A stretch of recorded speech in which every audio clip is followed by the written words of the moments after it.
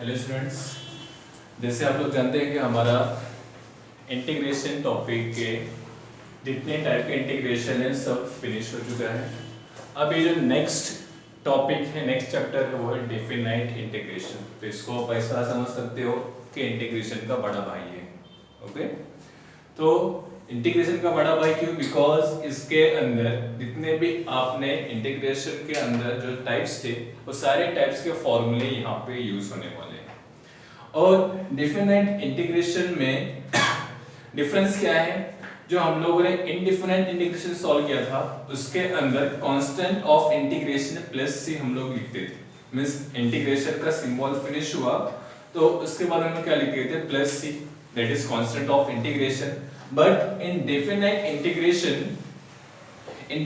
Integration हमको क्या करना है? यहाँ पे डेफिनाइट इंटीग्रेशन आपको लिमिट गिवन होगी, upper limit and lower limit. तो यहाँ पे constant of integration plus C ना लिखते हुए हमको क्या करना है? जो फाइनल आंसर आएगा, फाइनल आंसर में हमको upper limit minus lower limit, means पहले हम लोग अपर लिमिट पूरी इक्वेशन में पुट करेंगे, फिर उसके बाद माइनस जो लोअर लिमिट की वैल्यू है वो पूरा पुट करेंगे। ओके, फिर इसके बाद यहाँ पे जो फर्स्ट टॉपिक है डेफिनाइट इंटीग्रेशन में, definite integral as limit of sum. फिर इसके बाद हमको यहाँ पे डेफिनाइट इंटीग्रेशन में प्रॉपर्टीज भी आएंगे। टोटल 8 प्रॉपर्टीज है, so one by one 8 properties भी हम लोग देखेंगे। तो हम स्टार्ट करते हैं definite integral as limit of sum से। So definite integral as limit of sum, इसका जो फॉर्मूला है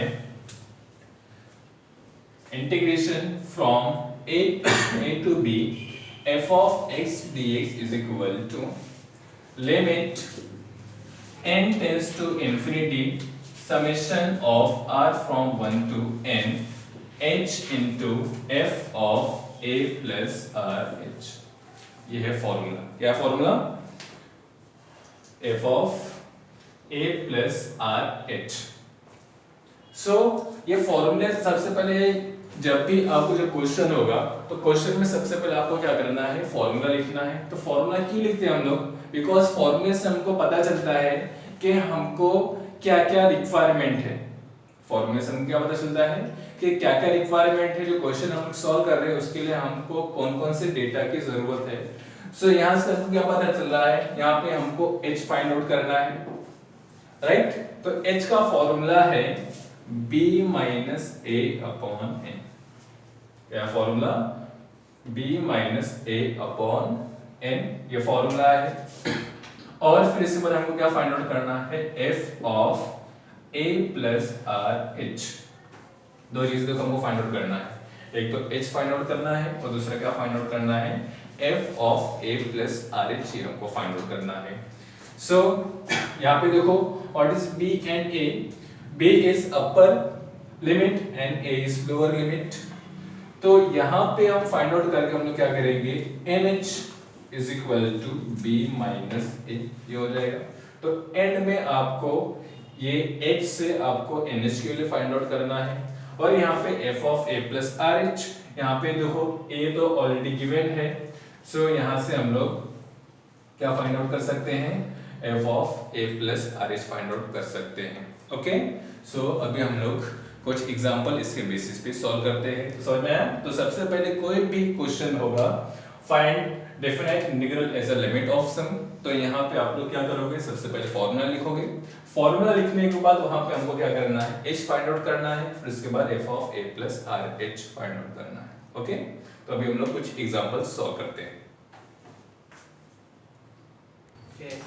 question is evaluate the following integral as limit of sum. तो यहाँ पे जो कंफ्यूजन होता है कि एक तो ये जो क्वेश्चन है इसको हम नॉर्मली भी सॉल्व कर सकते हैं, राइट? तो अगर क्वेश्चन में कुछ भी मेंशन नहीं है तो नॉर्मली सॉल्व करो तो आपको आंसर मिल जाएगा। बट यहाँ पे क्या मेंशन है? Evaluate the following integral as limit of sum. Means limit of sum को जो फॉर्मूला है वो अब यहाँ पे अप्लाई करना कंपलसरी हो गया। क्यों कंपलसरी हो गया? बिकॉज क्वेश्चन में मेंशन है। अगर मेंशन नहीं तो डायरेक्टली आप इंटीग्रेशन अप्लाई कर सकते हो जो हम लोगों ने पहले सॉल्व किया है। ओके, सो यहाँ पे क्या है? Integral as limit of sum. तो यहाँ पे सबसे पहले हम लोग क्या लिखेंगे? फॉर्मूला लिखेंगे। तो फॉर्मूला क्या है? Formula is integration from a to b f of x dx is equal to limit n tends to infinity summation of r from 1 to n h into f of a plus rh। ये हमने लिखा, तो इससे हमको क्या पता चल रहा है, हमको h भी फाइंड आउट करना है और f of a plus rh भी फाइंड आउट करना है। सो यहाँ पे सबसे पहले हम h का फॉर्मूला क्या था, h is equal to b minus a upon n। so h is equal to value of b is 3, b is nothing but upper limit, so upper limit is 3 minus lower limit is 1 n, so 3 minus 1 is 2, 2 upon n means nh is equal to क्या मिल गया हमको, 2 मिल गया। अब उसके बाद क्या find out करना है, f of a plus rh। so f of a plus rh is equal to, here the value of a is 1, so f of 1 plus rh। so normally अब क्या करेंगे, f of 1 plus rh और f of x क्या है, 3x minus 4 है। f of x क्या है यहाँ पर, f of x is 3x minus 4 means x के प्लेस पे हम लोग क्या पुट करेंगे, 1 plus rh पुट करेंगे। so 3 1 plus rh minus 4 which is equal to 3 plus 3 rh minus 4, now 3 minus 4 is minus 1, so 3 rh minus 1 means f of a plus rh की value क्या मिली हमको, 3 rh minus 1। अब उसके बाद हम लोग इसे सॉल्व करते हैं। so integration from 1 to 3 3x minus 4 dx is equal to, ये फॉर्मूला अप्लाई करते हैं हम लोग, limit n tends to infinity summation of r from 1 to n value h as it is, because h की value हमारे पास written नहीं है, यहाँ पे हम लोग h को nh के फॉर्म में चेंज करेंगे, फिर उसके बाद यहाँ पे वैल्यू पुट करेंगे h। now f of a plus rh, so f of a plus rh क्या है, 3rh minus 1, so 3rh minus 1। Okay, सो अब यहाँ पे h को अंदर मल्टीप्लाई कर दो, so limit n tends to infinity summation of r from 1 to n 3rh square minus h।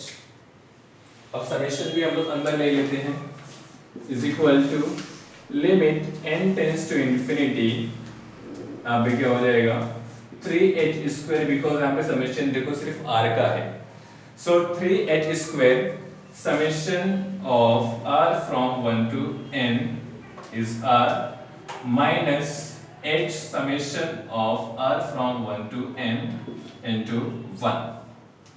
Okay, अब यहाँ पे limit n tends to infinity 3h square और summation of r where r runs from 1 to n means सारे जो numbers है, सारे number का formula होता है समेशन ऑफ n का, तो यहाँ पे क्या है r, तो क्या है फॉर्मूला n plus 1 अपॉन 2, ये फॉर्मूला है, तो क्या हो जाएगा n plus 1 अपॉन 2, ये फॉर्मूला है समेशन ऑफ r का, minus h and summation of r from 1 to n, तो यहाँ पे 1 ही है, तो सब के सब क्या हो जाएगा, यहाँ पे आंसर 1 हो जाएगा, means summation of r from 1 to n is nothing but n। अब यहाँ पे देखो h स्क्वायर है, तो यहाँ से हम लोग n स्क्वायर कॉमन ले सकते हैं, सो क्या हो जाएगा, ये limit n tends to infinity, 2 constant है, 2 को भी बाहर ले लो, फिर इसके बाद h स्क्वायर तो ऑलरेडी था यहाँ पे, अब इसको अंदर मल्टीप्लाई करें तो n स्क्वायर हो जाएगा, राइट। सो हम लोग यहाँ पे n स्क्वायर कॉमन ले लेंगे, तो यहाँ पे क्या बाकी बचेगा हमारे पास, ब्रैकेट में बाकी बचेगा n स्क्वायर, अगर हमने कॉमन ले लिया तो ये n स्क्वायर था, तो n स्क्वायर के प्लेस पे 1 प्लस यहाँ पे सिर्फ n ही है, तो क्या हो जाएगा, ये 1/n, राइट, माइनस nh। अब देखो यहाँ पे हमने nh की वैल्यू फाइंड आउट किया है, value of nh is 2, so nh की वैल्यू अब यहाँ पे हम लोग सब्स्टिट्यूट कर देंगे, so limit n tends to infinity 3/2, nh means n square, h square means nh the whole square, so nh the whole square means 2 का square और 1 plus 1 upon n as it is minus 2। Okay, सो 2 का एक square और एक cancel हो गया, क्या बाकी बचा हमारे पास, limit n tends to infinity 3 2 ज़ा 6, 1 प्लस 1 बाय n माइनस 2। अब यहाँ पे हम लोग क्या करेंगे, लिमिट को अंदर अप्लाई कर देंगे। सो यहाँ पे क्या आपको यहाँ पे 1 और यहाँ पे देखो 1 बाय n, मिस लिमिट यहाँ पे अप्लाई होगा, कांस्टेंट पार्ट पे नहीं होगा। So 1 by infinity, so 1 by infinity is nothing but 0। So any number upon infinity is 0। So यहाँ पे हमारे पास क्या बाकी बचा, 6, 1 plus 0 minus 2। So 6 minus 2, 6 minus 2 is 4। देखो यहाँ पे हमको जो एक क्वेश्चन का जो आंसर है बाय यूजिंग लिमिट ऑफ सम, हमको क्या मिला, 4 मिला। अगर आप क्रॉस चेक करना है तो हम क्रॉस चेक कैसे कर सकते हैं, जो नॉर्मल सॉल्यूशन है, मींस जो इंटीग्रेशन में नॉर्मल सॉल्यूशन करते थे वैसे ही सॉल्व करेंगे। तो उससे भी हम लोग क्रॉस चेक कर, आपको सिर्फ आइडिया बता रहा हूँ कि आप अपना आंसर खुद ही क्रॉस चेक करके चेक कर सकते हो कि whether the answer is correct और इनकरेक्ट। ओके, तो कैसे सॉल्व करेंगे, देखो integration from 1 to 3, 3x minus 4dx। सो अभी क्या करेंगे, 3 constant, integration from 1 to 3x dx minus 4 integration from 1 to 3 1 dx। अब इंटीग्रेशन ऑफ x क्या होता है, integration of x is x square upon 2। So it will be x square upon 2। और यहाँ पे हम लोग प्लस c नहीं लिखेंगे, क्यों नहीं लिखेंगे, because this is different integration. यहाँ पे अपर लिमिट एंड लोअर लिमिट है, तो यहाँ पे हम लोग upper limit minus lower limit apply कर देंगे। Minus 4 and integration of 1 is x from 1 to 3। अब 3/2 कांस्टेंट बाहर निकाल दो, यहाँ पे अब अप्लाई कर दो, 3 square minus 1 square minus 4, 3 minus 1। So 3/2, 3 square is 9 minus 1 and 3 minus 1 is 2, so 4 2s are 8. Okay, 9 minus 1 is 8, so 3/2 into 8 minus 8, so 2 4s are 8, 3 4s are 12 minus 8, answer is 4। देखो simply यहाँ से भी हमको answer क्या मिला, यहाँ से भी आंसर हमको क्या मिला 4, और जो हमने integral as limit of sum solve किया इससे भी आंसर हमको 4 मिल रहा है, मींस हमारा आंसर करेक्ट है। तो ऐसे सॉल्व करने के बाद ऐसे आप अपना आंसर खुद से क्रॉस चेक कर सकते हो कि मैंने राइट सॉल्व किया है या फिर रॉन्ग सॉल्व किया है। Okay, next question is integration from 0 to 4 x square dx। यहाँ पर भी सबसे पहले हम स्टार्ट करेंगे फॉर्मूला से। Formula is integral from a to b f of x dx is equal to limit n tends to infinity summation of r from 1 to n h into f of a plus rh। First we have to find value of h। So h is nothing but b minus a upon n। Value of b is 4, value of a is 0 upon n, so nh is equal to 4। Now f of a plus rh, value of a is 0, so we have to just find f of rh। So it is x square, function is x square only, so rh square, it is r square n square। Now start with the sum। This was the given data। Now integration from 0 to 4 x square dx is equal to limit n tends to infinity summation of r from 1 to n h as it is, and f of a plus rh is r square h square। अब h square को अंदर multiply कर दो तो क्या हो जाएगा, limit n tends to infinity summation of r from 1 to n h cube r square. Okay, now limit n tends to infinity, h cube को बाहर निकाल दो बिकॉज जो समेशन है वो सिर्फ r का है, सो h cube will be constant, so r is equal to 1 to n into r square। अब इसका भी फॉर्मूला है, इसका फॉर्मूला होता है summation of r from 1 to n r square is equal to n plus 1 to n plus 1 upon 6, ये है formula. Okay, सो ये फॉर्मूला हम डायरेक्टली यहाँ पे अप्लाई कर देंगे, is equal to limit n tends to infinity h cube as it is, और यहाँ पे फॉर्मूला क्या हो जाएगा n plus 1 to n plus 1 upon 6। Okay, so 6 को भी हम लोग बाहर निकाल देते हैं, limit n tends to infinity h cube upon 6। अब यहाँ पे हमको कंफ्यूजन होता है, और एक चीज और लॉजिक ध्यान में रखो, यहाँ पे h क्यूब है मींस यहाँ से n क्यूब कॉमन निकलेगा। तो कैसे कॉमन निकाल सकते हैं, देखो ये n, अब यहाँ से n कॉमन निकालो तो अंदर क्या बाकी बचेगा 1 plus 1 by n, right, because यहाँ पे n नहीं तो n से हमको डिवाइड करना पड़ेगा।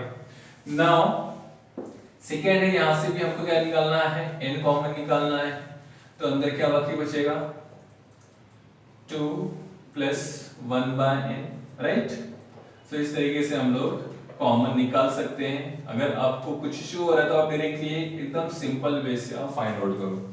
यहाँ से n हमने कॉमन निकाला तो अंदर क्या बचेगा 1 प्लस 1 बाय n, यहाँ से वापस से हमने n कॉमन निकाला तो क्या हो बचा यहाँ पे 2 प्लस 1 बाय n हमारे पास बाकी बचा। So limit n tends to infinity h cube, अब n इंटू n क्या हो गया n क्यूब हो गया, और अंदर क्या बाकी बचा हमारे पास 1 प्लस 1 बाय, सॉरी यहाँ पे h क्यूब बाय 6 है तो n cube 1 plus 1 by n और 2 plus 1 by n। Okay, so limit n tends to infinity h cube n cube upon 6 1 plus 1 by n 2 plus 1 by n। अब देखो h cube n cube है तो यहाँ पे हमको nh की value क्या मिली है 4, सो hn क्यूब मतलब 4 का cube, so limit n tends to infinity, so 4 का क्यूब अपॉन 6, और यहाँ पे क्या है ये 1 plus 1 by n 2 plus 1 by n।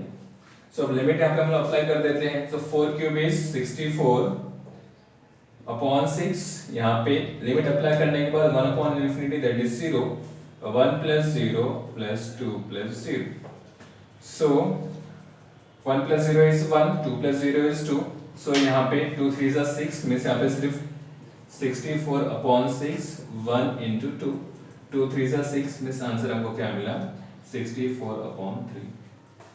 अब इसको अगर हमको क्रॉस चेक करना है, चेक करना है कि मेरा आंसर करेक्ट है या फिर इनकरेक्ट है, तो आप डायरेक्टली कैसे क्रॉस चेक करोगे, देखो यहाँ पे सिंपल वे से सॉल्व करते हैं, 0 to 4 x स्क्वायर dx, तो सिंपल वे से सॉल्व करेंगे तो क्या मिलेगा यहाँ पे हमको x cube upon 3 limit from 0 to 4, अब वैल्यू पुट कर दो, सो 4 cube upon 3, 4 cube is nothing but 64 upon 3। तो इस तरीके से आप डायरेक्टली सॉल्व करके क्रॉस चेक कर सकते हो कि आपका आंसर करेक्ट है या फिर इनकरेक्ट है। ओके, तो ये टॉपिक था हमारा evaluate the following integral as a limit of sum. So यहाँ पे integral as a limit of sum हमारा फिनिश होता है। तो इस तरीके से आप जो बाकी जो भी क्वेश्चन है integral as a limit of sum आप सॉल्व कर सकते हो। ओके, तो स्टूडेंट्स अगर आपको वीडियो पसंद आए तो लाइक शेयर और सब्सक्राइब जरूर करें, और वीडियोस को आप शेयर भी करो ताकि आपके फ्रेंड्स भी इसका फायदा उठाए और आप भी इसका भरपूर फायदा उठाओ। Okay, thank you.